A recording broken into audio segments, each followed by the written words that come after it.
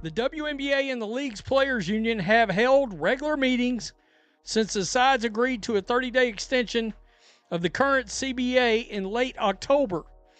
Sunday night marks the expiration, and the significant gap remains.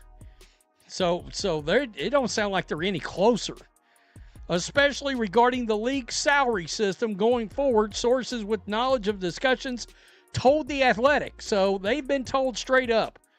They're far apart, and it's the salaries that have got them stuck. The WNBA and its players' union have been negotiating for over a month. They got a 30-day extension back in late October. That extension expires today. And according to the New York Times this morning, there's still a significant gap between the two sides.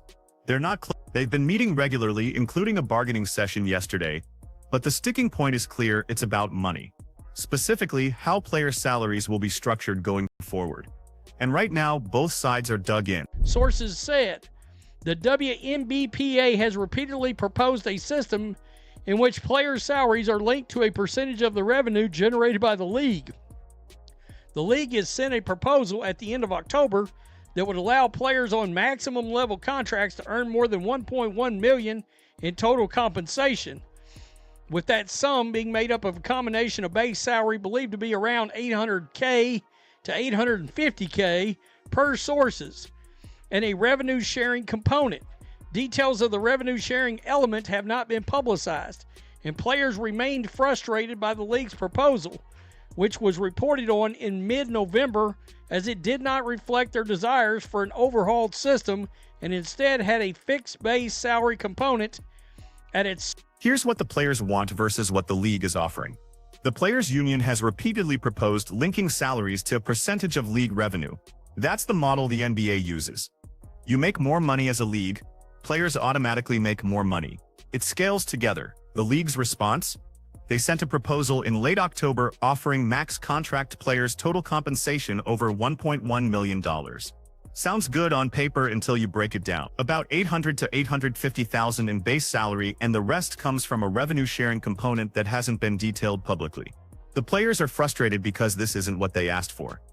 They wanted an overhauled system built on revenue percentage. What they got back was essentially the old system with bigger numbers and a vague revenue sharing element tacked on.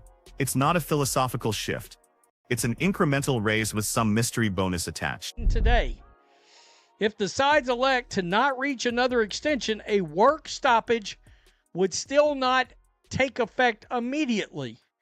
The sides would instead enter a period of status quo, which would keep working conditions the same and continue to allow players to use team facilities and receive medical benefits. So what happens if they don't reach a deal by the end of today?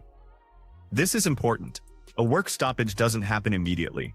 Instead, they enter what's called a status quo period. Working conditions stay the same. Players can still use team facilities.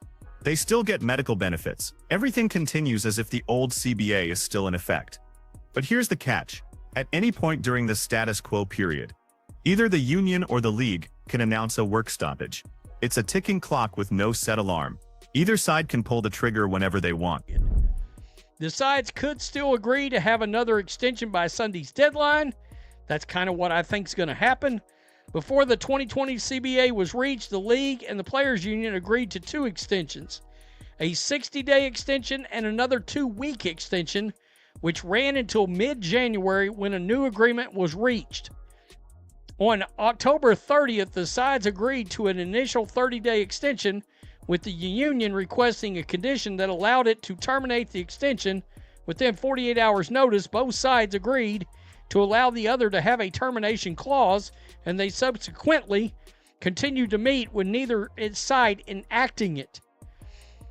Before the October 31 deadline, the league met virtually with team front office personnel to discuss logistics of a work. Now, there's precedent for extensions.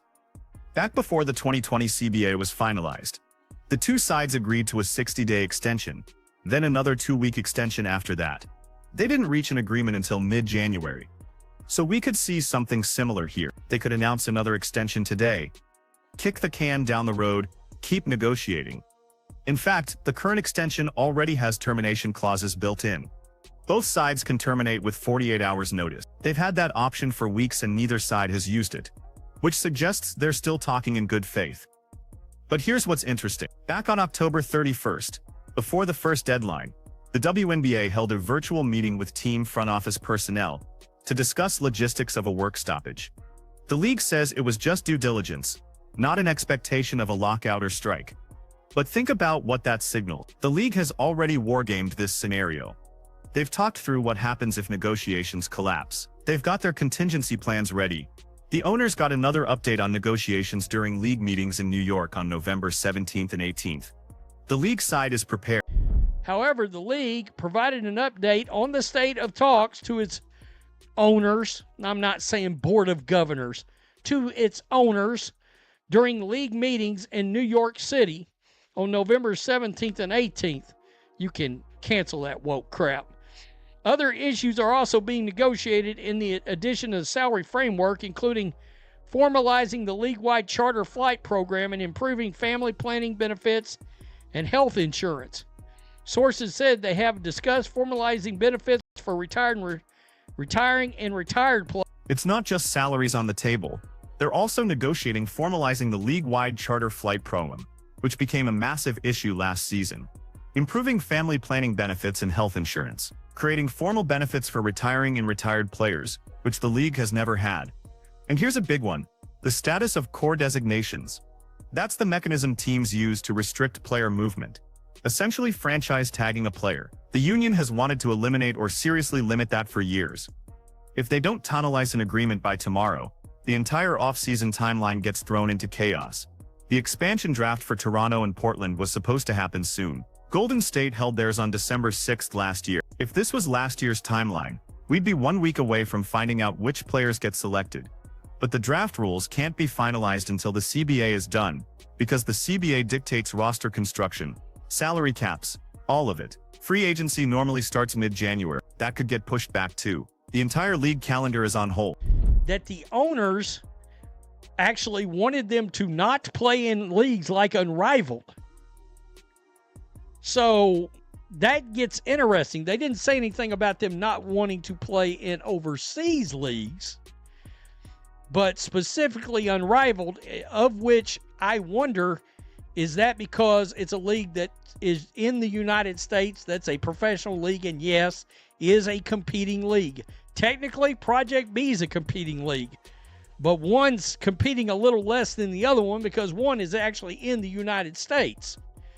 And then you got Project B and all of this looming in the background with bigger salaries to offer. So that's another thing that's not being brought up here. It hasn't been brought up in a while. Where are the owners on the state of the players playing for other leagues now? Because as we heard that salaries may increase by up to 4 times, we also heard, well, it may be possible that the owners don't want the players playing in other. And there's an elephant in the room that hasn't been mentioned in this New York Times report. During the season, multiple players talked about how the owners wanted them to stop playing in leagues like Unrivaled, not overseas leagues, specifically Unrivaled. Why? Because Unrivaled is a competing professional basketball league operating in the United States. It's direct competition in a way that playing in Turkey or Russia never was. And now you've got Project B looming in the background, another domestic league offering even bigger salaries than Unrivaled. So where do the owners stand on that now? Because we heard rumblings during the season that as salaries potentially quadruple in the new CBA, the league might demand exclusivity, no playing in other leagues during the off-season. That would be a massive shift. WNBA players have always supplemented their income playing overseas.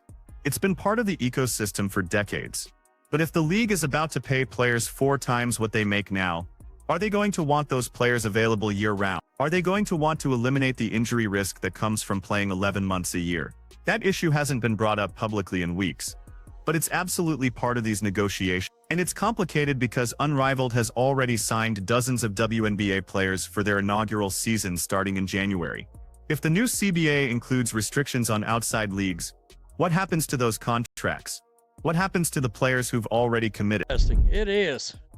It's interesting that the owners, the league side, has already had talks about work stoppage and what would happen and etc. in the event of a work stoppage. It sounds to me like they're staring each other down right now. Only one side really has the money here. It's the owners, right? The league. Tell me what you think. Peace. I'm out. Till next time. Thanks for watching the show. Be sure to like, comment, and subscribe. Be sure. Here's the reality of the negotiating dynamic right now. Both sides are staring each other down, but only one side has the money. It's the owners. It's the league. The players can threaten a strike, but the owners can outlast them.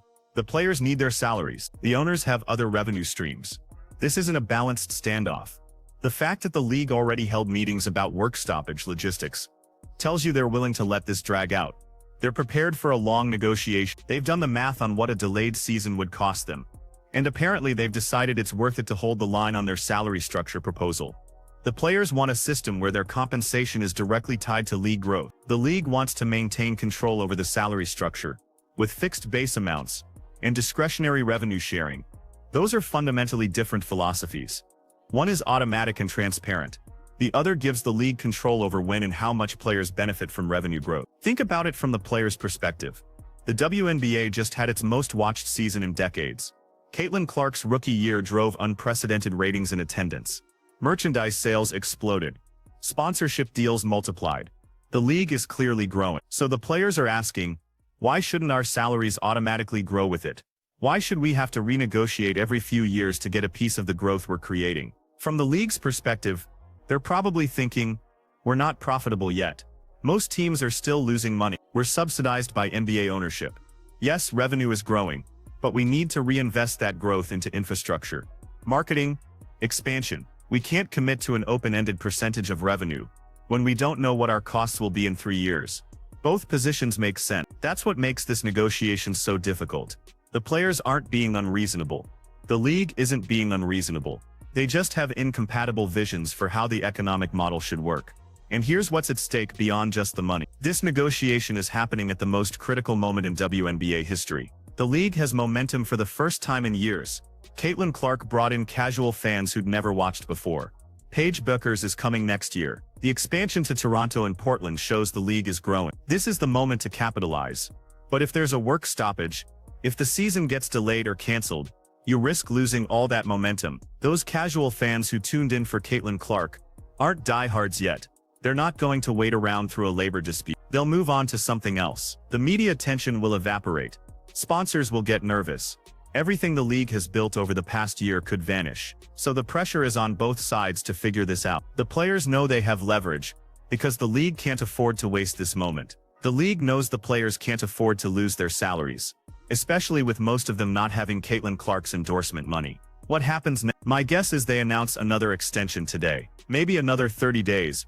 Maybe 2 weeks. They'll keep negotiating. Neither side wants to be blamed for killing the league's momentum, but eventually someone has to blame. Either the players accept a modified version of the league's proposal, or the league moves closer to the revenue percentage model the players want. The question is, who blinks first?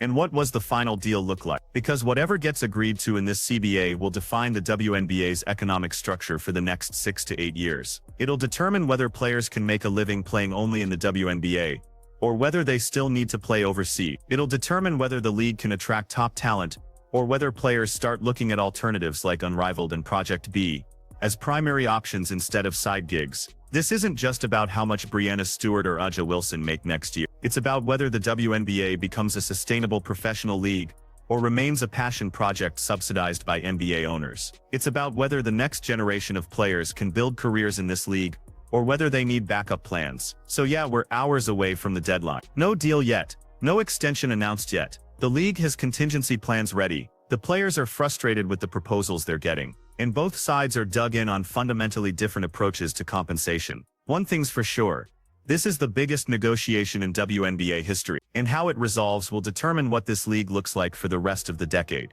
Let me know what you think happens next. Do the players get their revenue percentage model? Does the league hold firm on fixed salaries? And what happens if they can't reach a deal? Drop your predictions in the comments.